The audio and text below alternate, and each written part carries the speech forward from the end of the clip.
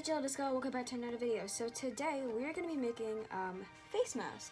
This is going to be a 5-minute DIY. And yeah, but don't take the 5 minutes so seriously because it can be a little longer than 5 minutes. So what you're going to need for this DIY to make face masks, since there is a virus going around, you're going to need a square piece of fabric, and you could like cut up an old t-shirt or something, and you're going to need 2 like elastic bands. So first you're going to lay out your fabric, and you could do this with many different colors of fabric or patterns, and even after you can decorate it with like fabric markers or fabric paint. So you're going to fold 2 like so, and then you're going to flip it over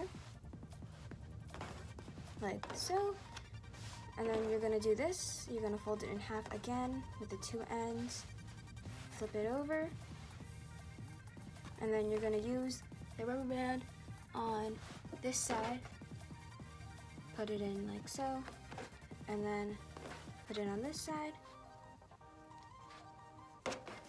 and then you're just gonna fold. Make sure these are wide enough so your face can fit it. You're gonna fold like this and like this, and then it's done. So then you can put it on, you put your ears around the elastic bands, and then basically it covers your nose and mouth.